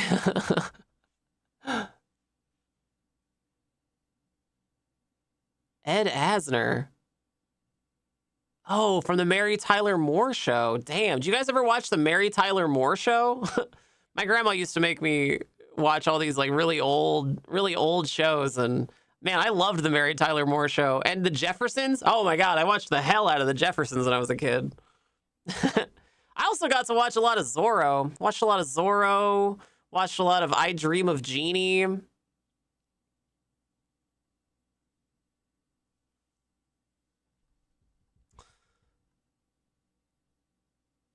Oh, Johnny Bravo? Dang, dude. Johnny Bravo. Huh. We catch some Dick Van Dyke Show now and then. Mary Tyler Moore is so pretty. Yeah. Patrick Starr? Patrick is in this show? Dang, dude. There's Jonathan Frakes. Sally Richardson. Oh, she was in Eureka. I remember that show. Oh, and Mariana Sirtis. There she is. She still looks great. Oh, and Frank Welker. Cool. Yeah, that's awesome. Wow, they had a stacked cast. Look at this. Wild. James Belushi? Really? Dang.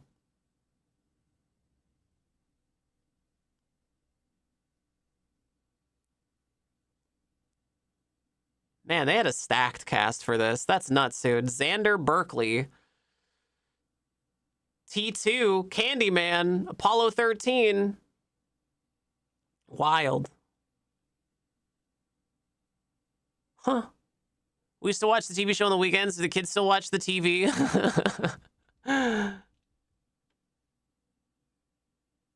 Man, remember when TV shows used to, like, hire actual voice actors? Look, there's Jim Cummings. This is the voice of Skyrim. He's like most of the people in Skyrim. Jim Cummings is great. Oh, and Tim Curry? No way.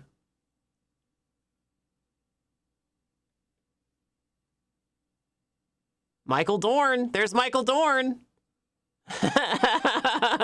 Dang, this show had everybody.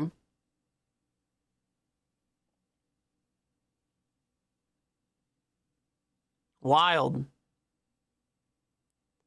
Oh, and CCH Pounder? Oh, wild. John Rhys Davies?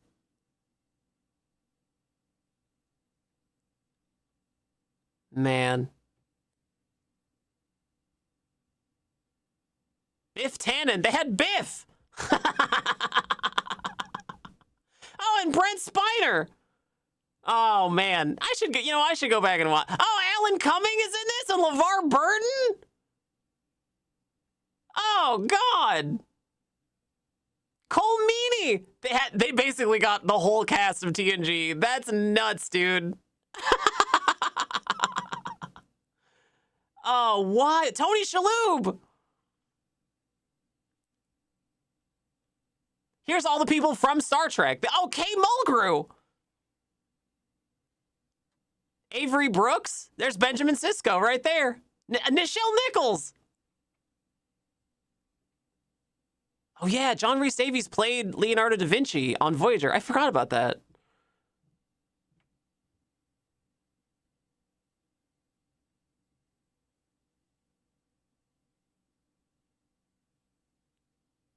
Huh. Oh, my God.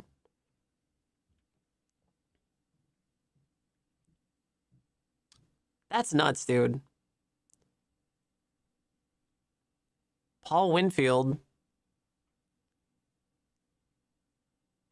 Oh, man. Yeah, I'm going to have to go back and watch this show. Patrick Stewart also considered for a role in the series, but his representation turned down the offer because his usual fees could not be met. Oh, too bad. Should have done it. Would have been fun. Should have done it anyway. Would have been fun.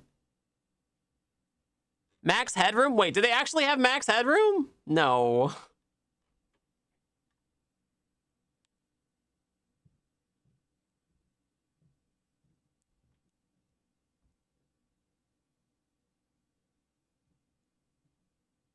Matt Fruver?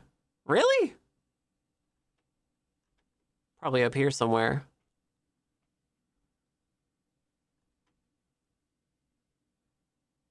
Oh, that's nuts. They even got Max Headroom. Crazy. Yeah, here, right here. Yeah, Max Headroom. That's nuts. Very cool. I mean, cast is totally stacked. I would watch this show. I would watch it.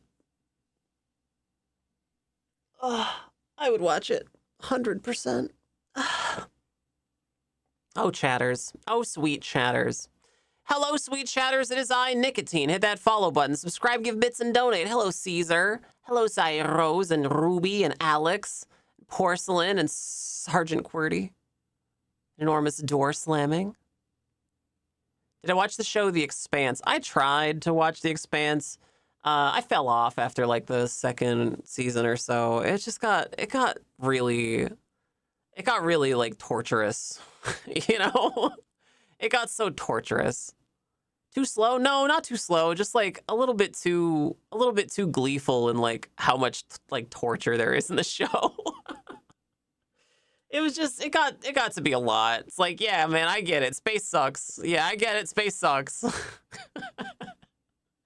I get it. Space is not the place to raise your kids, but man, I don't know. Space sucks. I get it. It's just a little dark. Oh my god, it's like grim dark. Grim dark. I feel like it jumped the shark a little bit too with the alien stuff. I don't know. Expanse is fine. It's fine. It didn't hold me after like the second season or so. I could go back and finish it. I'm sure it's good. I think I'd rather read the book, honestly.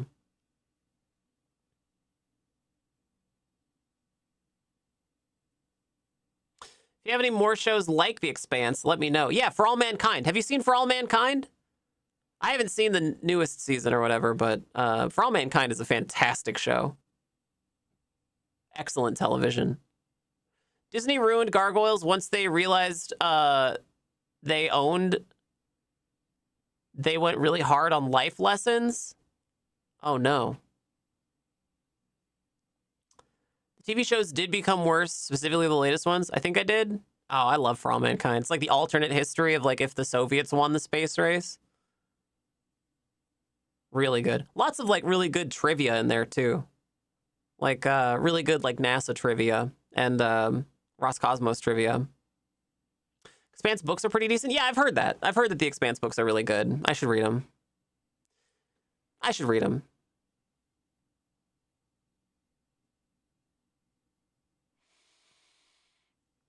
Garrett Graham plays a character called Adult Tom. Adult Tom. Huh. So it's real NASA punk. I mean, sorta. Yeah, each season of For All Mankind takes place in like a different decade. So there's like a 10-year time skip basically at the end of every season. So the first season is like in the 60s, I think. No, the 70s. It's like in the 70s. It'd be right at the beginning of the 70s. And you know, they've just lost the space race, and so they're like trying to make up lost time. And then the next season is the 80s, you know, with like the space shuttle program. There's actually like a lot of trivia in For All Mankind. Like there's a sequence where they I don't think this is a spoiler. There's a sequence where they do a shuttle liftoff from underwater, which was it was a concept that NASA had because it's a lot easier to build a spaceship underwater. It already has to be sealed from the elements, so it's a lot easier to just build it underwater so it can like hold itself up a lot easier. And I think they called it the Sea Dragon, which is it was like a real thing that NASA like thought might be a good idea. They scrapped it at the last minute because they didn't want to deal with like the saltwater corrosion. But they do it in the show, which I think is really interesting, right? Since it's an alternate universe, they might as well. Yeah, the first season of For All Mankind is fantastic TV.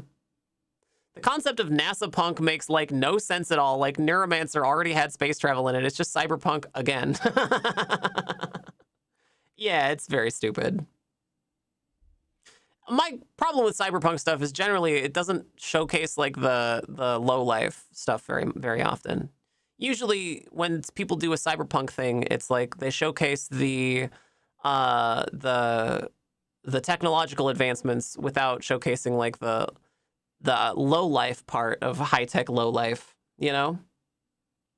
Cyberpunk is defined by the catchphrase like high tech low life. And without the low life part, that's just a utopia. You're just discussing a utopia.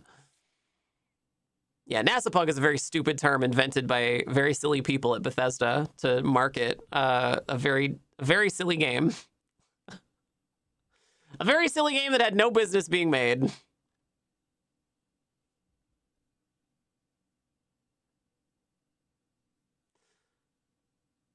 So it had some of the same writers from Batman the Animated Series, this Gargoyle show.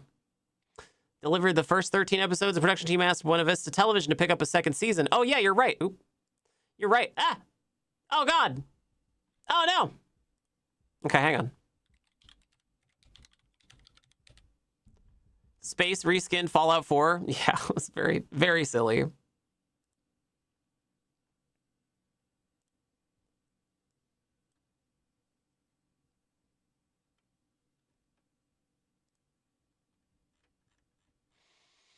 Yeah. So they picked, you were right, Vic the Victim. Buena Vista TV, Disney owns Buena Vista, right? To pick up a second season with another 13. The show had not yet aired, but Buena Vista agreed for them to start work on 6 more episodes.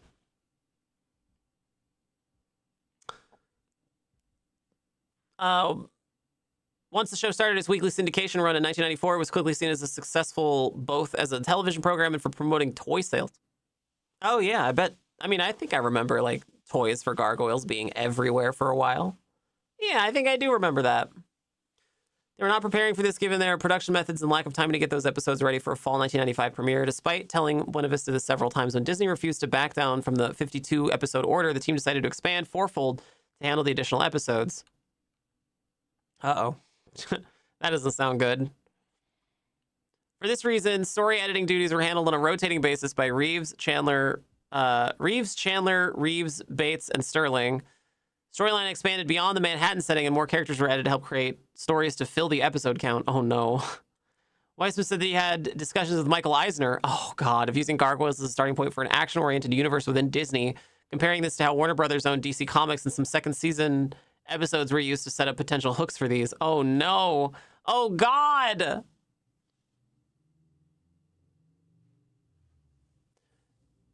Yeah, Disney's interference seems to have ruined it. Fallout 4 had vastly more bespoke content than Starfield. Like, every single planet was just the same cut and paste labs and caves and procedurally generated terrain. Yeah, Starfield was so bad. Come explore space where nothing happens and everything is the same. And we're so punk.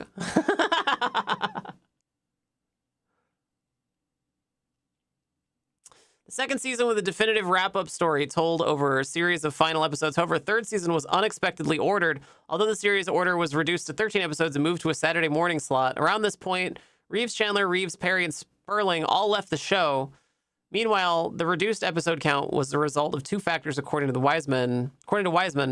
The first was changes within Disney itself. The fallout from the death of Frank Wells had led to a divide between Eisner and Jeffrey Katzenberg. Oh, God. Katzenberg left to form DreamWorks. Yeah, that's right. Wiseman's bosses, Gary Kriesel and Bruce Cranston, who had been supportive of Gargoyles, also left with Katzenberg for DreamWorks. Further, internal pressure on Eisner from Roy Disney forced him to treat Gargoyles as part of the studio's older works, thus dropping the larger action universe plans and leaving the show without any support. Secondly, as the second season aired, the highly publicized trial of O.J. Simpson drew audiences away from Gargoyles, often due to preemption from the trial's coverage. By the time the trial was over, Mighty Morphin Power Rangers had become more powerful as a brand. Oh, no. Oh, man. We have a planet that's neon and designer drugs. It's just like Cyberpunk.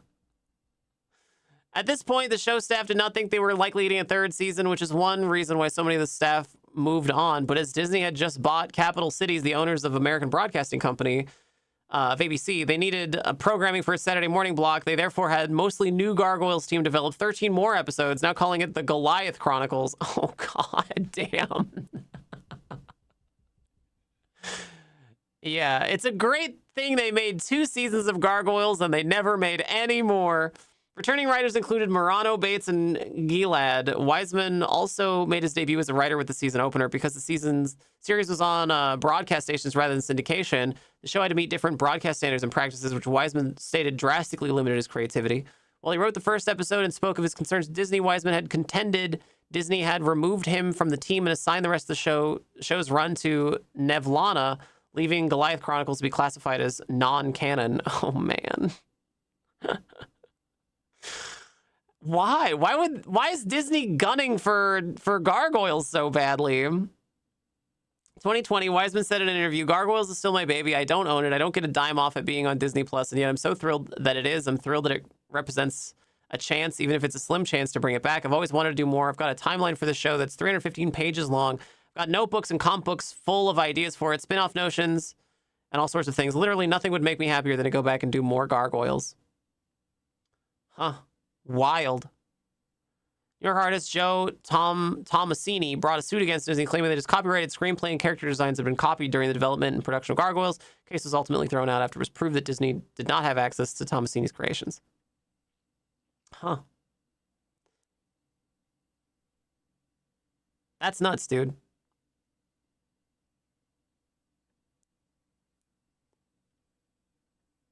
VHS and Laserdiscs? It was released on Laserdisc. Oh, neat.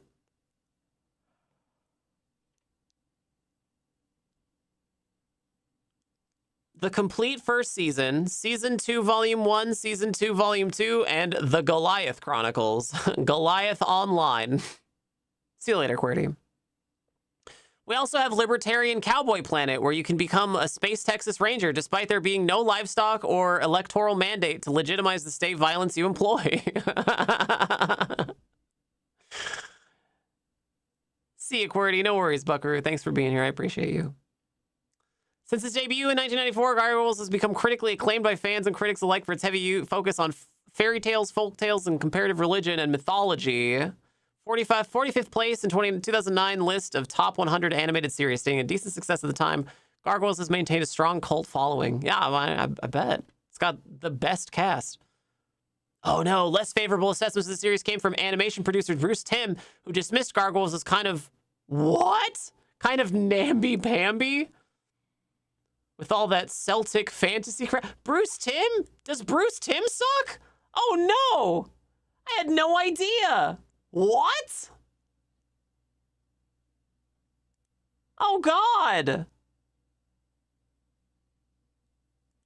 Oh man. That sucks, dude.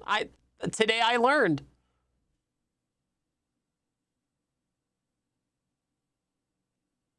They did a revival comic. I got the first issue and liked it, but I just can't keep up with comics anymore. Yeah, that makes sense. That makes sense. In 2018, Jordan Peele pitched his own version to Disney, but it was not picked up. Oh, that sucks, dude. That would have been awesome. Can you imagine?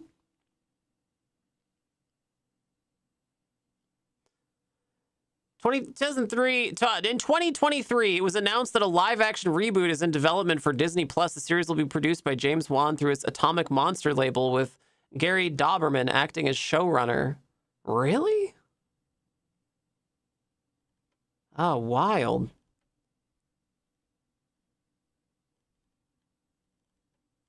Huh. There were video games. There's a Genesis game.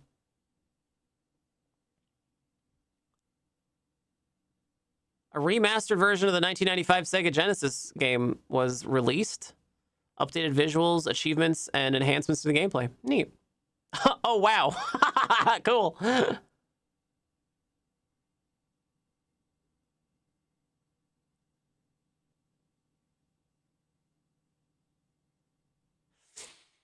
In 1997, Wiseman began answering fan questions about the series in an online forum at Ask Greg, revealing, among other things, production details about the series, in-universe details about the characters, and his plans for it to move for the property if it had not been canceled or if he was able to revive it in the future. Among other revelations, Wiseman has detailed spin-offs for the series that reached various stages of development, including Bad Guys, for which Leica reel and comics were produced, Gargoyles 2198, Time Dancer, Pendragon, Dark Ages, and the New Olympians.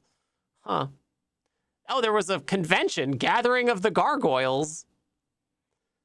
It was an annual fan convention from 97 to 2009. The gathering featured several regular guests close to the Gargoyles franchise, including Greg Weisman and voice actors Keith David and Tom Adcox.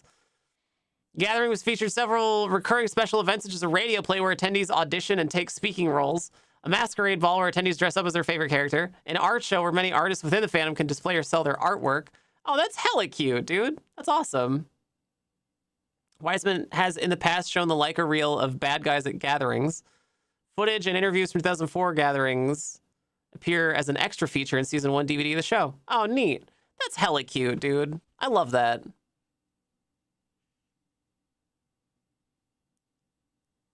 I think you'd like this Lady Gargoyle Super Dom energy. Gathering of the Juggalos, but with less people doing whippets. Had a Gargoyles cassette that came with a little board game. Oh, cute. Convergence 2014 featured a Gargoyles-related theme with many guests from the series, including Greg Weisman, Tom Adcox, Mariana Surtees, C. Robert Cargill, Scott Lynch, Amy Berg, and Emma Bull. It is a 4-day convention held in Bloomington, Minnesota. Over the 4th of July weekend, it was done to celebrate the series' 20th anniversary. Oh, that's awesome. Neat. That's hella cute, dude. I love that.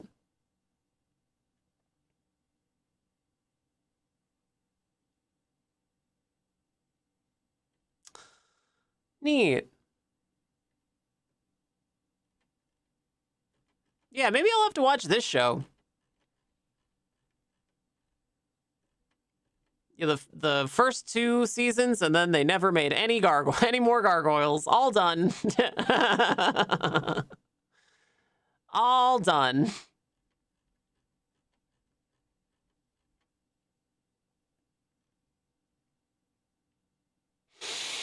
Movie night poll is up. Chatters, it's movie night tonight. I won't be there. I'm sorry. I'm going to be tubing. I yearn for the tube. Sorry, chatters. It was a spur of the moment thing. I yearn for the tube. Streamer needs tube time. It's movie night in the Discord. Go to the Discord. It's movie night. It's movie night. It's movie night. Go vote for the movie in the Discord. Chatters, my name is Nicotine. Hit that follow button. Subscribe, give bits, and donate. Yeah, this is great. I'm going to have to look up more gargoyles. Gonna have to look up more gargoyles for sure. Hello, sweet chatters. Who's here? Hello, sweet chatters. Who's here?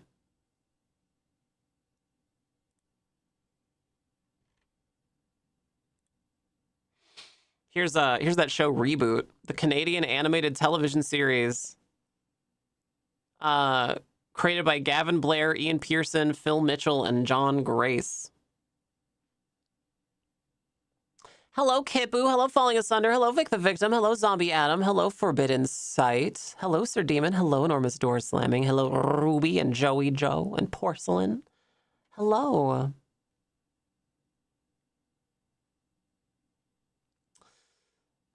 Recurring plot threads include the user loading a game into the system, manifesting as an electrical violet cube lowered onto part of the city. Anyone trapped inside becomes NPCs and have the chance to play against the user. If the user wins, the area is destroyed, aka nullified, and the residents are reduced to leech-like creatures called nulls.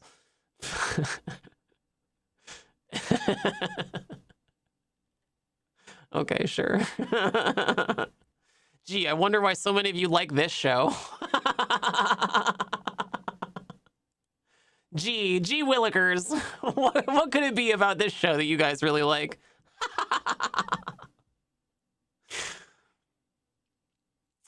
Deliberately chosen due to technological constraints at the time as the fictional computer world allowed for blocky-looking models and mechanical animation. Yeah, wild. Very cool. Distinctly remember there being an Evil Dead game and a Mad Max game in Reboot. Oh, huh. Interesting.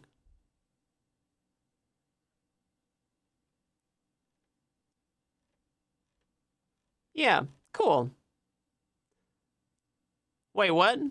Pearson and Blair by this time had created some of the first widely seen CGI characters in the Dire Straits music video for Money for Nothing? What?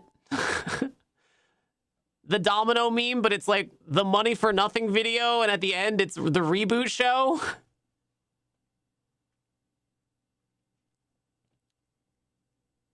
It was created on Silicon Graphics workstations. Whoa, old school. Yeah, SGI, there it is. Wild. Do they have any pictures of the machines? I don't see them. Too bad. I want to see a picture. Show me a picture of an SGI machine. Ah, here we go. Check it out. Look at these cool boxes. Look at these cool techno boxes. Isn't that neat? SGI made some really pretty computer towers. They're like the most 90s, you know? Very cool. Love that.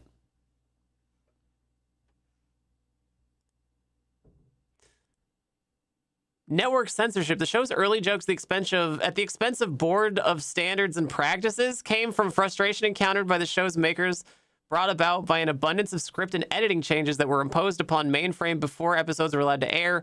These changes were all aimed at making the show appropriate for kids and to prevent the slightest appearance of inappropriate content, imitable violence, or sexuality. The character Dot was considered too sexualized by the standards and practices, even though she was never one to expose much cleavage. So the animators were forced to make her breasts less curvy and form them into lumpy mono breast, as lightly referred to by the staff. Starting with season 3, after severing ties with ABC, the mono breasts of all the adult female characters were replaced with more anatomically correct versions. Another case, the word hockey, as well as the sport itself, was cut in some countries as it was supposedly used as vulgar slang term there. What? In the episode Talent Night, one scene of Dot giving her brother Enzo a sisterly kiss on the chin. What? Wild. Yeah, wild. Leave the lumps alone. Silicon lumps, leave them. Just leave them.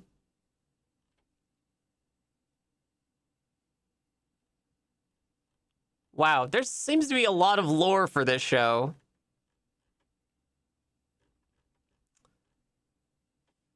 Huh. I'm not Canadian, despite some people thinking I am. I'm actually very much not Canadian. But I did watch a lot of Canadian shows when I was a kid. Like I saw a lot of Magic School Bus, right? Magic School Bus is a Canadian show. Did you guys know that? Watched a ton of Magic School Bus when I was a kid. Yeah, Magic School Bus from the 90s. And then they never made any more Magic School Bus.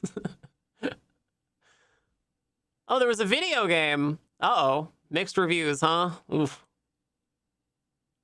Kids in the Hall? I didn't see as much Kids in the Hall as other people did. I really like Whitest Kids You Know, though. Thought that was fun.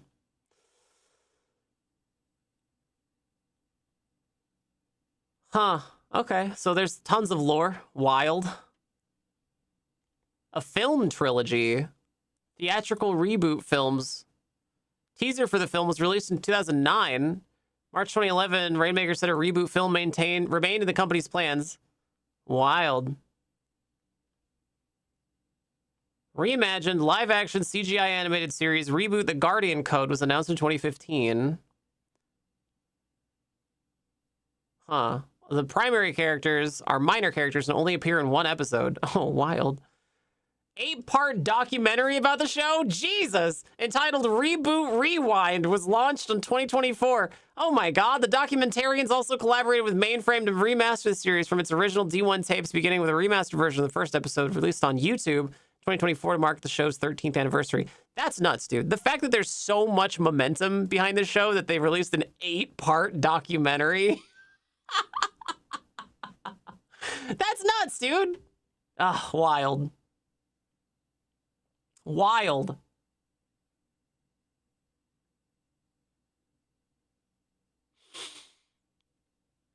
Huh.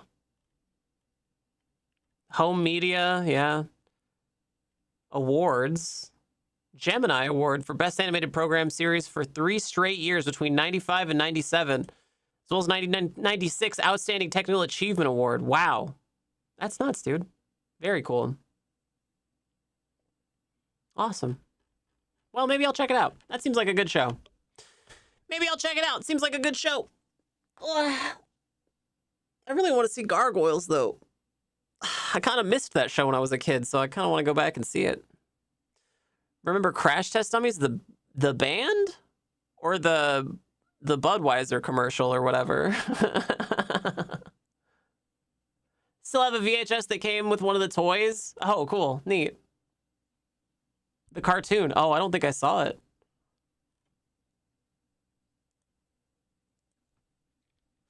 Sorry, Porcelain. Yeah, I'm going tubing tonight. It was kind of a spur of the moment thing. I'm sorry. Going tubing. Yearning for the tube. But I will be gone during movie night. It was the only time I could go. I'm sorry. All right, sweet chatters. Well, sweetest, smallest chatters, did we have a good stream? Sorry, I gotta go so quickly. I had PT today, and I'm feeling a lot better, and I'm gonna go tubing. So, night tubing. That's right, night tubing. I'm excited. I've never gone tubing at night before. I think it's gonna be fun. Sweet little chatters, my name is Nicotine, and this has been the Nicotine Stream. And before I go, I want you to know that no matter who you are, no matter where you are, no matter what you've done, that I'm proud of you. That I'm so proud of you. And if you ever feel sad or scared or lonely, you should know that at any given moment, there are thousands of people in this world who want nothing more than to be your friend. And all you have to do is find them. And in the meantime, you can hang out here with me, Nicotine, every day at twitch.tv/Nicotine. Coming out on Blue Sky, coming out on YouTube, coming out everywhere at nicotine.com, where you can find all of my links in one easy little place. I couldn't make it easier. It's just nicotine.com. It's so easy, chatters. Chat, there's tons of ways to support the stream. There's bits and subscriptions and donations. All that stuff is really, really important. So thank you so much, chatters, for doing those things. But there are other ways too, chat. Free ways even, like following the stream or clipping the stream or just being a good chatter. One of the best ways to support any content creator who has one of these things is a monthly recurring membership, either to the merch store or to the Patreon. And all of these beautiful, beautiful people have done just that. These gorgeous folks have subsidized your free entertainment, so thank you so much, patrons and merch store supporters. I can't do the stream without you. It's a huge, huge help, chat, if you want to get your name on television. Head over to patreon.com/nicotine or merch.nicotine.com, and it could be yours for as little as $2. Again, huge thank you, patrons and merch store supporters. And while you're at the merch store, there's merch. There's posters and stickers and t-shirts and hoodies and all kinds of normal stuff. There's all kinds of normal things. That's merch.nicotine.com. Chatters, I know the world's a big, scary place full of lots of anxiety and dread, but I want you to know that whether you've been around for a very long time or you're just figuring some stuff out about yourself, you know, like gender stuff, or whether you're trans like me, I want you to know that it's going to be okay. And we're all in this together, sweet chatters. Remember, no gods, no masters. Your boss is not your friend. Have a wonderful night. Enormous door slamming. Good night, Vic the victim. Good night, Kindy. Good night, Joey Joe. Good night, enormous door slamming. Good night, Sir Demon. Good night, Vic the victim. Good night, everybody. I'll see you all again so very, very soon, sweet chatters. Tomorrow and every day here at the Nicotine Stream. Woo! Oh, there we go. I hit the wrong button. God damn it. Good night, Saya Rose. Good night, Kipu.